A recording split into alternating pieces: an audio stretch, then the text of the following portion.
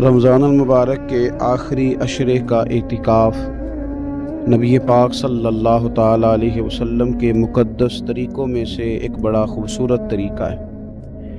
قرآن مجید نے ارشاد فرمایا، میرے گھر کو خوب صاف ستھرا کرو، طواف کرنے والوں کے لیے اور اعتکاف کرنے والوں کے لیے اور رکوع اور سجود کرنے والوں کے لیے۔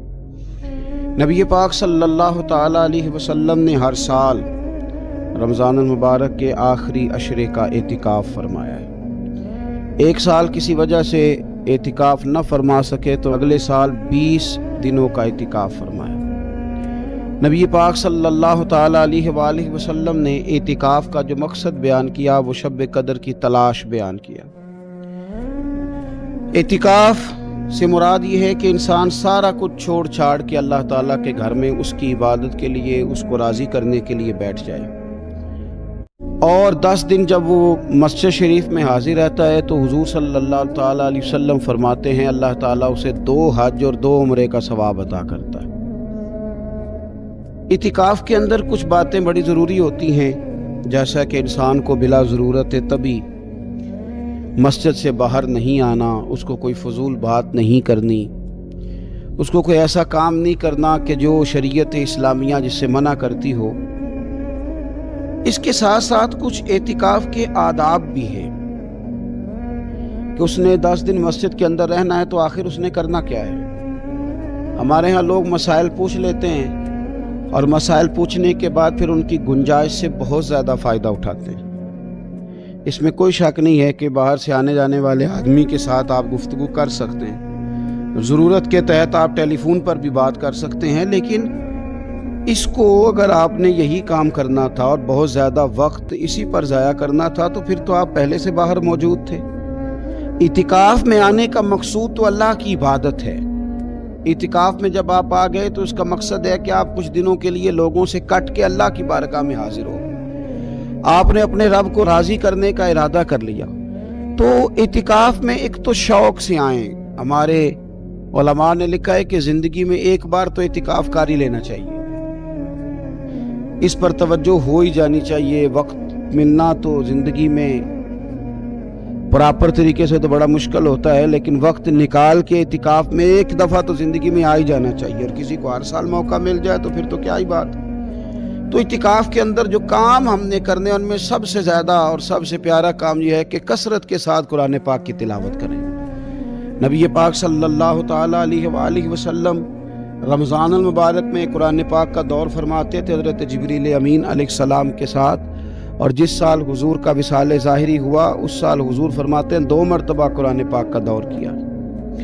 2 دفعہ حضور نے حضرت جبریل امین کو قرآن شریف سنایا اور 2 دفعہ انہوں نے نبی پاک صلی اللہ علیہ وسلم کو سنایا۔ تو بہت کثرت کے ساتھ قرآن پاک کی تلاوت کی جائے۔ ایک پہلو اور بھی ہے اس کا، اس پر بھی آپ توجہ کریں گے۔ قرآن مجید کو پڑھنا بھی ضروری ہوتا ہے اور صحیح پڑھنا سب سے زیادہ ضروری ہوتا ہے۔ تو اگر آپ کسی ایسی مسجد میں تشریف فرما ہیں جہاں آپ کے لیے بندوبست کیا گیا ہے تو کوشش کریں کہ وہاں قاری صاحب سے، عالم صاحب سے، امام صاحب سے آپ قرآن مجید کو سیکھیں، اور کوئی زیادہ مشکل نہیں ہے، پورے 10 دن آپ موجود ہیں، اور اگر آپ 10 دن پوری توجہ کے ساتھ قرآن مجید کے مخارج پہ لگائیں گے تو امید ہے کہ بہت حد تک آپ کو قرآن مجید سمجھنے میں، پڑھنے میں آسانی ہونے لگی۔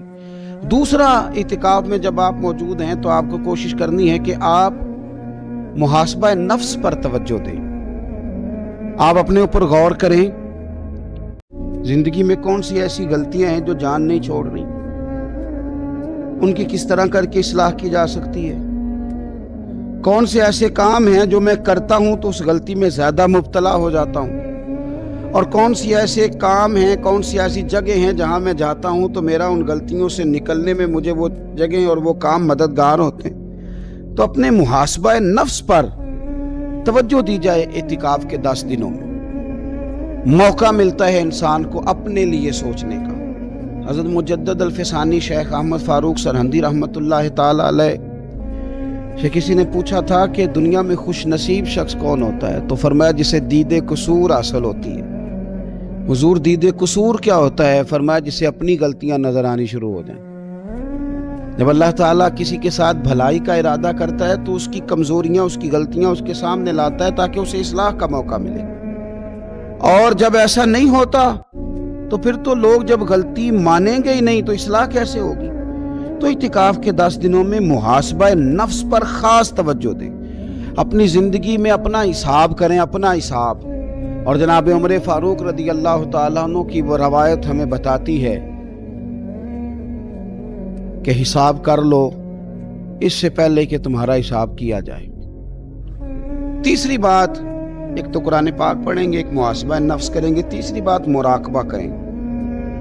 کچھ دیر کے لیے بیٹھے یہ غور کریں کہ رب تعالیٰ نے ہمیں نعمتیں کتنی عطا فرمائی ہیں، پھر یہ غور کریں کہ ان نعمتوں کے بارے میں، ان نعمتوں کے ساتھ ہماری عبادت کتنی ہے، ہمارا شکر کتنا ہے۔ زندگی اپنی کا حساب لگائیں، غور کریں کہ کتنا کچھ ہے جو ہمیں محنت سے ملا ہے اور کتنا ہے جو بغیر محنت کے ملا ہے، اور کون سی ایسی نعمتیں ہیں جن کا ہم نے شکریہ ادا کیا اور کون سی ایسی ہیں جن پر ہم نے کبھی توجہ ہی نہیں کی کہ یار یہ تو بہت بڑی نعمت ہے جو اللہ نے ہمیں عطا کی ہوئی۔ اپنی گردن کو جھکا کے تھوڑا غور و فکر کریں۔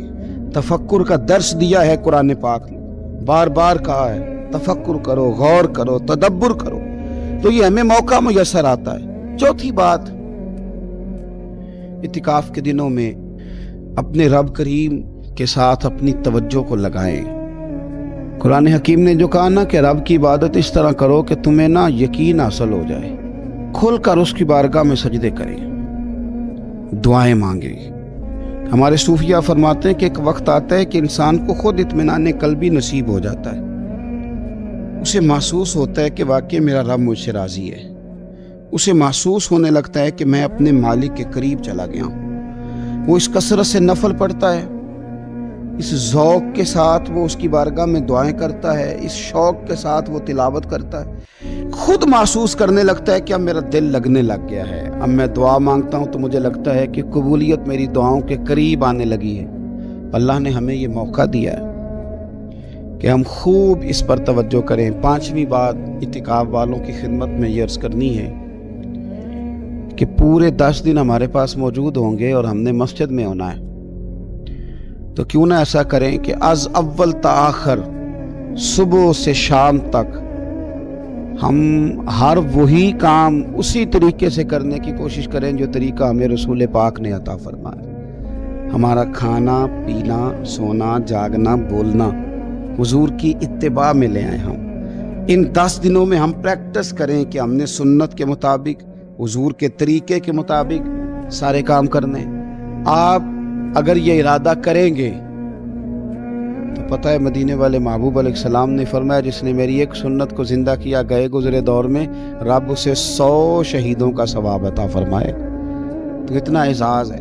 تو ان 10 دنوں میں ہونا بھی مسجد میں ہے، ہونا بھی باوضو ہے، تو کیوں نہ سارے کام سیکھا جائے، پڑھا جائے اس سے پہلے کہ کھانا کس طرح کھانا سنت ہے، اور کس طرح بیٹھ کے کھانا سنت ہے، اور پھر کس طرح کر کے گفتگو کرنا حضور علیہ السلام کا مقدس طریقہ تھا، وہ کس طرح سے پھول جھڑتے تھے جن سے لوگ فیض حاصل کرتے تھے۔ تو اعتکاف میں اپنی مصروفیات کو ان 5 کاموں میں لگائیں۔ ایک تو تلاوت قرآن حکیم کریں، دوسرا محاسبہ نفس، تیسرا مراقبہ کریں، تدبر کریں، غور کریں اپنے اوپر بھی اور اللہ تبارک و تعالیٰ کی نشانیوں پر بھی، اور چوتھا یہ کہ کوشش فرمائیں کہ ہم اپنی عبادت کو، اپنی دعا کو، اپنے استغفار کو اس طرح کا بنائیں کہ ہمیں محسوس ہو کہ قرب الہی کے جانب ہمارا سفر ہے۔ اور 5واں، ان 10 دنوں میں سنت اور شریعت کی وہ ساری چیزیں جس کا دین ہم سے مطالبہ کرتا ہے، اب تو ہم بالکل دنیا سے ایک سائیڈ پہ ہو کے بیٹھے ہیں، اب تو اس طرف توجہ کریں۔ اللہ تعالیٰ سمجھنے کی توفیق عطا فرمائے۔